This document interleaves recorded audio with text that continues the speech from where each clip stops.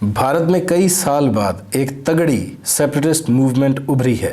भारतीय पंजाब में सिख मजहब के मानने वालों के एक सेगमेंट ने खुल्लम खुल्ला हिंदुस्तान के खिलाफ बगावत का ऐलान किया हुआ है। लास्ट टाइम जब ऐसा हुआ था तो पीछे पाकिस्तान था। आए देखते हैं कि इस बार पीछे कौन है। मैं हूं तैयब इब्राहिम।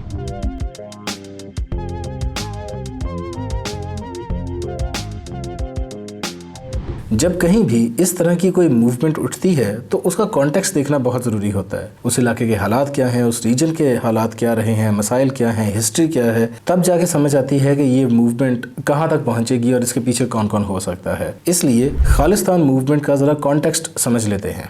हमने तकरीबन 2 साल पहले खालिस्तान मूवमेंट पर एक बड़ी डिटेल्ड वीडियो बनाई थी। अगर आपने वो वीडियो देखी हुई है तो आप इस हिस्से को स्किप भी कर सकते हैं, और अगर वो देखना चाहें तो लिंक आपको डिस्क्रिप्शन में मिल जाएगा।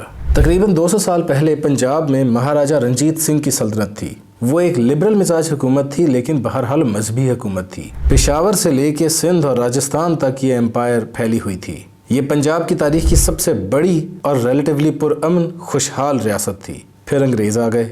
1940s में तारा सिंह सिखों के रहनुमा थे।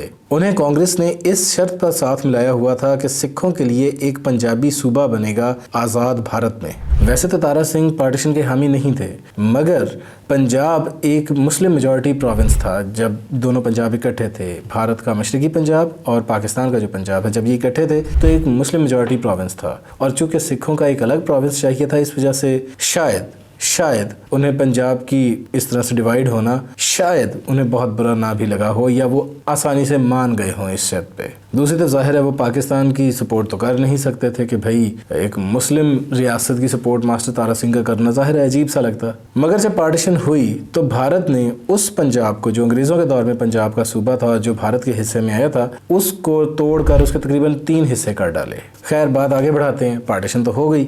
आज उस वक्त जो पंजाब था, आज उसके 3 हिस्से हैं। एक तो पंजाब है, उसके अलावा हरियाणा के हिस्से में कुछ पंजाब का एरिया है, और उसके अलावा जो यूनियन टेरिटरी चंडीगढ़ है उसमें भी उस पंजाब का कुछ हिस्सा मौजूद है। इसीलिए इन तीनों इलाकों में पंजाबी या पंजाबी से मिलती जुलती बोली बोली जाती है।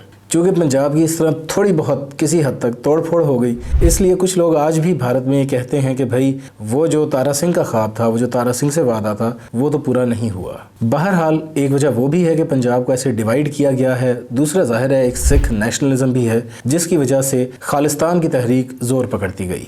वैसे भी गुरु ग्रंथ साहब, जो कि सिखों की मजहबी किताब है, उसमें एक लाइन लिखी हुई है कि राज बिना ना धर्म चले है। यानी जब तक आपके पास स्टेट अथॉरिटी नहीं होगी, आप कोई कंट्रोलिंग पावर में नहीं होंगे, उस वक्त तक आपका धर्म भी उस तरह से नहीं चल सकता जिस तरह से उसको चलना चाहिए।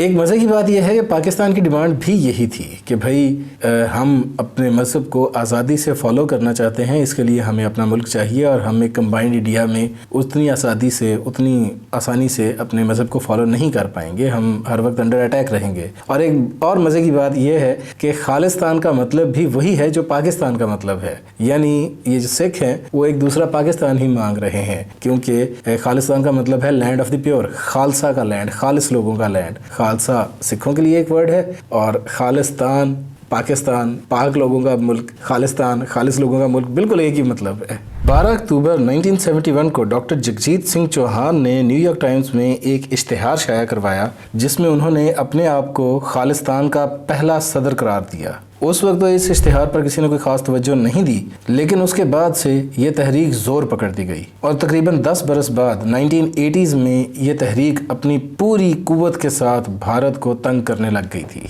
उस वक्त जनरल ज़ियाउल हक ने इस तहरीक की भी मुकम्मल सपोर्ट शुरू कर दी। जब ये इश्तिहार छपा था उस वक्त तो इसकी तरफ किसी ने कोई खास तवज्जो नहीं दी, लेकिन ये तहरीक जोर पकड़ती गई। 1980s तक ये तहरीक पूरी कुव्वत पकड़ चुकी थी। अर्ली 80s में इस तहरीक ने भारत की नाक में दम कर दिया। पूरे मशरकी पंजाब में इस तहरीक की भरपूर सपोर्ट भी थी, और सारी दुनिया में रहने वाले सिख भी इसको सपोर्ट कर रहे थे।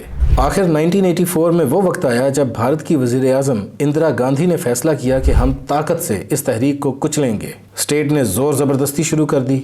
हत्ता कि एक वक्त वो आया जब तहरीक के कायद जरनैल सिंह भिंद्रावाले गोल्डन टेम्पल में पनाह लिए हुए थे कि भारतीय फौज ने उस पर हमला कर दिया। गोल्डन टेम्पल सिखों का होली प्लेस है। ये बिल्कुल ऐसे ही है जैसे हम अगर मुसलमानों के एतबार से इसका कोई एग्जाम्पल लिया जाए तो वो ऐसे ही है जैसे खाना काबा में कोई मुसलमान शख्स पनाह लिए बैठा हो اور وہاں پر کوئی غیر مذہب کی فوجی حملہ کرتے ہیں، بوٹوں سمیت گولیاں چلائیں، بم پھاڑیں، خون بہائیں، تو مسلمانوں کو کیسا فیل ہوگا؟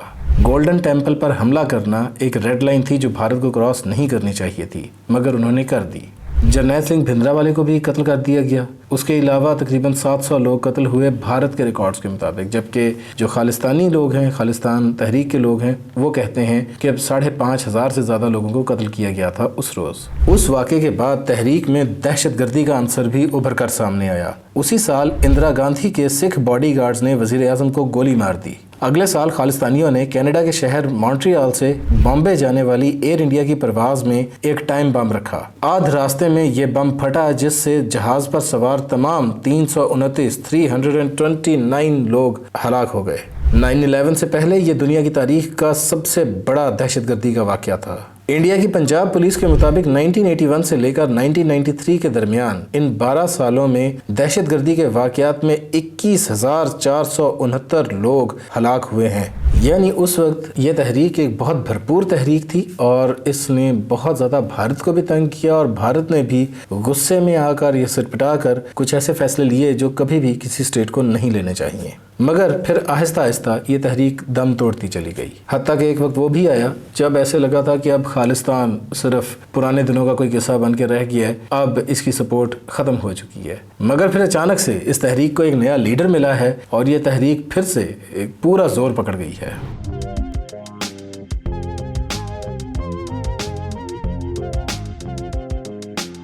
یہ صاحب کچھ مہینے پہلے تک دبئی میں ٹیکسی چلایا کرتے تھے، لیکن اس وقت انہوں نے خالستان تحریک کو دوبارہ زندہ کر دیا ہے اور اس وقت انڈیا کے موسٹ وانٹڈ پرسن ہیں۔ کبھی خبر آتی ہے کہ وہ دلی میں کوئی ماڈرن لک بنا کر پھر رہے ہیں، اور کبھی خبر آتی ہے کہ وہ ہوشیار پور کے گرودوارے میں چھپے ہوئے تھے۔ وہ کسی بے قابو سائے کی طرح بھارت بھر میں پھر رہے ہیں اور سارے بھارت کی سیکیورٹی ایجنسیز مل کر بھی انہیں پکڑ نہیں پا رہی۔ امرت پال سنگھ امرتسر میں ہی پیدا ہوئے، کالج کی تعلیم حاصل کی، اس کے بعد وہ پیسے کمانے کے لیے دبئی چلے گئے۔ وہاں پر وہ ٹرانسپورٹ کا چھوٹا سا کام کرنے لگے۔ ایک مڈل کلاس سی فیملی سے ان کا تعلق ہے، نہ تو کوئی بہت امیر ہے، نہ بہت زیادہ پڑھے لکھے ہیں، نہ کوئی ان میں ایسی بات ہے جس سے لگے کہ بھائی یہ بندہ کوئی بہت بڑا لیڈر بنے گا۔ اس وقت وہ نہ تو پگڑی باندھتے تھے، نہ ان کی کوئی لمبی داڑھی تھی۔ ایون ان کی لنکڈ ان پروفائل بھی ہے اور اس میں انہوں نے آپریشن مینیجر لکھا ہوا ہے اپنے آپ کو، حالانکہ وہ ٹیکسی چلاتے تھے۔ وہ 2012 میں دبئی گئے تھے۔ اس کے بعد اگلے 10 سال وہ ایگزیکٹلی کیا کیا کرتے رہے یہ تو پوری طرح ڈاکیومنٹڈ نہیں ہے، کیونکہ ایک عام بندے کی زندگی کتنی ڈاکیومنٹ ہو سکتی ہے۔ مگر اتنا پتا ہے کہ ابھی اگست 2022 تک، یعنی چند مہینے پہلے تک، وہ وہاں پر دبئی میں ٹیکسی چلا رہے تھے۔ یعنی ابھی چند مہینے پہلے تک ان کی کہانی میں کوئی ٹویسٹ نہیں آیا تھا، لیکن پھر آیا the mother of all twists۔ 2020 سے بھارتی پنجاب میں کچھ عرصہ سے کسانوں کی طرف سے احتجاج چل رہے تھے۔ بھارتی حکومت نے کچھ قوانین بنائے تھے جو کسان مخالف تھے۔ موسٹلی اس احتجاج میں پنجاب کے کسان تھے۔ اس وقت سکھوں کی ایک تنظیم تھی جس کا نام تھا وارث پنجاب دے، یعنی پنجاب کے وارث۔ اس کے لیڈر تھے دیپ سنگھ، جو کہ پہلے ایک ایکٹر بھی رہے تھے اور سیاستدان بھی۔ دیپ سنگھ اور ان کی تحریک وارث پنجاب دے دونوں کسانوں کے احتجاج میں بہت تیزی سے پاپولر ہوئے تھے۔ اتنے پاپولر ہو گئے تھے کہ سارے بھارتی پنجاب یعنی مشرقی پنجاب میں ان کا نام سب کو پتہ چل گیا تھا۔ فروری 2023 تک امرت پال سنگھ اسی گروپ کے ایک ممبر تھے۔ 2023 میں ایک واقعہ ہوا کہ دیپ سنگھ کی ایک ٹریفک حادثے میں جان چلی گئی۔ اس کے بعد اچانک سے امرت پال سنگھ اس گروپ کے سربراہ بن گئے، قائد بن گئے، اور یہیں سے اس ڈرامائی سٹوری کا آغاز ہوتا ہے، خالستان کی دوسری سٹوری کا آغاز ہوتا ہے۔ امرت پال سنگھ نے لیڈرشپ سنبھالتے ہی خالستان کا نعرہ لگا دیا۔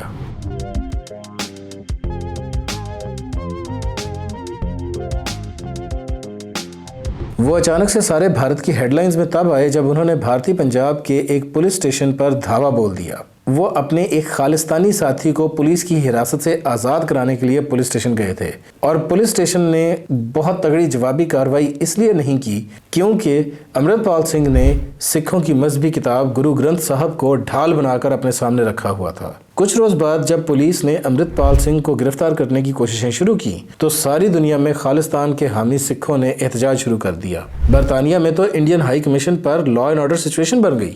جہاں ایک طرف امرت پال سنگھ کچھ ہی دنوں میں ساری دنیا میں مشہور ہو گئے، وہیں پر وہ خالستان کی علامت بھی بن گئے، اور وہیں پر وہ انڈیا کے ولن نمبر 1 بھی بن گئے۔ جب بھارتی اتھارٹیز نے انہیں گرفتار کرنے کی کوشش کی تو وہ بھاگ گئے اور اس وقت سے وہ آج تک بھارت کی پولیس اور انٹیلیجنس کے لیے درد سر بنے ہوئے ہیں۔ بھارتی پنجاب میں بار بار انٹرنیٹ بند کرنا پڑتا ہے تاکہ بھارت مخالف تحریک کو کچلا جا سکے۔ پولیس چکرائی پڑی ہے، کبھی خبر آتی ہے کہ امرتپال سنگھ کوئی یو بوائے بن کے دلی میں پھر رہے ہیں، کبھی یہ پتہ چلتا ہے کہ وہ کسی گرودوارے میں پناہ لیے بیٹھے رہے تھے، یہ کبھی پتہ نہیں چلتا کہ وہ اس وقت کہاں ہیں تاکہ انہیں پکڑا بھی جا سکے۔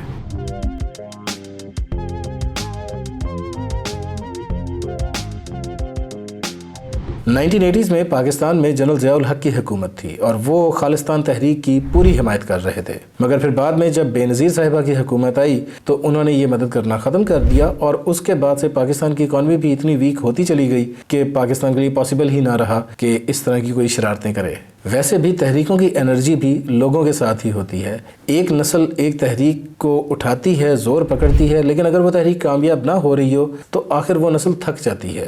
اس کے بعد جب اگلی نسل جوان ہوتی ہے وہ اس تحریک کا بیڑا اٹھا لے تو اٹھا لے، ادروائز وہ تحریک تقریباً سوس ہی جاتی ہے۔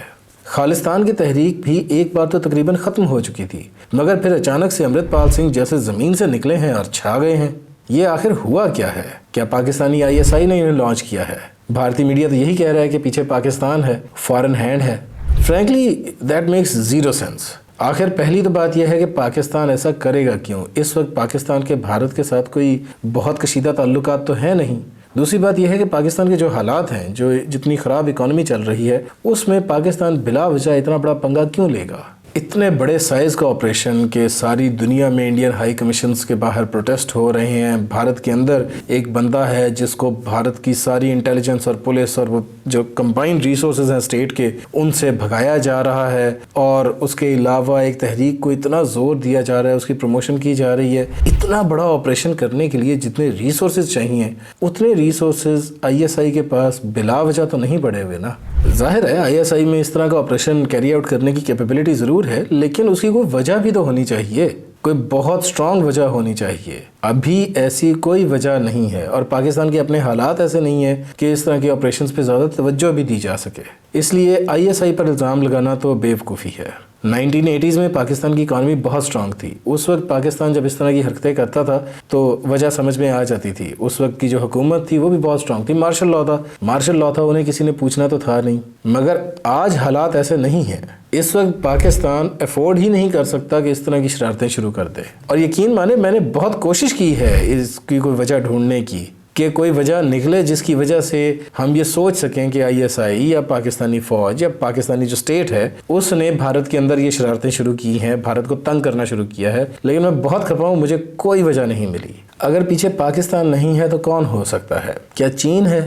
چین کی بھی بھارت سے نہیں بنتی، لیکن چین کا ایک اصول ہے اور وہ بھارت میں اور چین میں یہ انڈرسٹینڈنگ ہے کہ ہماری آپس میں جو بھی کوئی ٹسل رہے، کوئی دشمنی رہے، جو بھی رہے، ہم نے ایک دوسرے کی اکانومیز کو ہرٹ نہیں کرنا۔ ویسے بھی چین کی اور بھارت کی تو تقریباً $136 بلین کی ٹریڈ ہے، بہت امپورٹنٹ ٹریڈنگ پارٹنرز ہیں، چین کیوں بھارت کو تنگ کرے گا؟ بلکہ چائنا کی جو ایکسپورٹس ہیں بھارت کو وہ تقریباً 118 بلین کی ہیں، جبکہ بھارت کی جو ایکسپورٹس ہیں چائنا کو وہ بھی تقریباً صرف $18 بلین کی ہے۔ پورا $100 بلین زیادہ چائنا ایکسپورٹ کرتا ہے انڈیا کو، تو کیوں چائنا اپنے اتنے بڑے کلائنٹ کو تنگ کرے گا، ان کی اکانومی پہ اٹیک کرے گا؟ Again that makes zero sense. اس کے پیچھے چائنا بھی نہیں ہو سکتا۔ تو سوال پھر وہی ہے کہ آخر ہوا کیا ہے؟ بھئی ہوا یہ ہے کہ یہ شخص امرتپال سنگھ اپنی خالصتانی سوچ کی وجہ سے ایک لیڈر بن گیا ہے۔ خالصتان تحریک کا کوئی مشہور لیڈر اس وقت موجود نہیں تھا، لیکن ایک نئی نسل جوان ہو چکی ہے، ان میں انرجی ہے، انہیں کوئی نہ کوئی اگر اس طرح کا لیڈر ملتا تو سپارک ہو سکتا تھا۔ ویسے بھی یہ سوشل میڈیا کا دور ہے، یہاں پر لوگوں کو مشہور ہوتے دیر نہیں لگتی۔ یہ ایک کمپلیٹلی انڈیجنس تحریک ہے، جو کچھ ہوا ہے بھارت کے اندر ہی ہوا ہے، کوئی فورن ہینڈ نہیں ہے۔ بھارت میں کسانوں کو کافی غصہ تھا اپنی گورنمنٹ سے، اپنی اسٹیٹ سے، اور وہ غصہ کہیں نہ کہیں نکلنا تھا۔ وہ غصہ نکلا خالصتان تحریک کی صورت میں۔ اس تحریک میں چونکہ غصہ تھا، تحریک تھی، جب ایک لیڈر ملا تو ایک دم سے وہ پاپولر ہو گیا۔ اب ظاہر ہے جب ایک مذہبی سپورٹ بھی ہے اور پبلک میں جنرل ماس لیول پہ تھوڑا سا غصہ بھی تھا تو تھوڑی سی پبلک کی طرف سے سپورٹ مل بھی جاتی ہے۔ سپورٹ ملی ہو تو پھر ایسے لوگ اسٹیٹ اتھارٹیز سے، پولیس سے، انٹیلیجنس سے تھوڑی دیر بھاگ بھی سکتے ہیں۔ کوئی ضروری نہیں ہے کہ ان کی مدد ISI کر رہی ہوگی تو ہی وہ بھاگ رہا ہے، وہ نیچرلی بھی بھاگ سکتے ہیں۔ اور یہ بس اتنی سی بات ہے کہ پبلک میں غصہ تھا، پبلک میں تحریک موجود تھی، ایک لیڈر آیا، وہ پاپولر ہو گیا، اور اس کے بعد جیسے ہی میڈیا کو پتہ چلا تو انہوں نے پاکستان پہ مینلی الزام لگانا شروع کر دیا۔ چائنا کی بات تو میں نے اس لیے کر دی کہ کہیں یہ اینگل بھی نہ نکل آئے کہ بھئی چائنا ہوگا پیچھے۔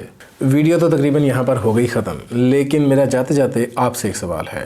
سوال یہی ہے کہ کیا خالستان بننا چاہیے؟ کیا آپ سپورٹ کرتے ہیں خالستان کو؟ دوسری بات یہ ہے کہ کیا کسی بھی ملک کو اپنے شہری کچھ علاقے جو ہیں جہاں پر کچھ شہری رہتے ہیں انہیں زور زبردستی کے ساتھ اپنے ساتھ ملانا چاہیے؟ جیسے کہ بھارت ہے، کیا وہ زبردستی پنجاب کو یا کشمیر کو یا کسی بھی علاقے کو زبردستی اپنے ساتھ رکھنا چاہے تو اس کو اجازت ہونی چاہیے کہ وہ رکھ سکے یا نہیں؟ میرا ماننا ہے کہ ایسا نہیں ہونا چاہیے، اور یہ میں صرف بھارت کے کیس میں نہیں کہہ رہا، یہ اکراس دا گلوب کہہ رہا ہوں۔ اس میں پاکستان بھی آتا ہے، اس میں اسپین بھی آتا ہے، اسپین کا کیٹالونیا کے ساتھ مسئلہ چل رہا ہے، یو کے بھی آتا ہے، یو کے میں اسکاٹ لینڈ کے ساتھ مسئلہ چلتا رہتا ہے۔ اسکاٹ لینڈ والے اکثر کہتے ہیں کہ ہم نے الگ ہونا ہے، ریفرینڈم کرائیں۔ یو کے تو ریفرینڈم کرا دیتا ہے، اسپین میں بھی کوئی نہ کوئی ڈپلومیٹک سلوشن نکلتے رہتے ہیں۔ بھارت اور پاکستان میں ایسا نہیں ہوتا۔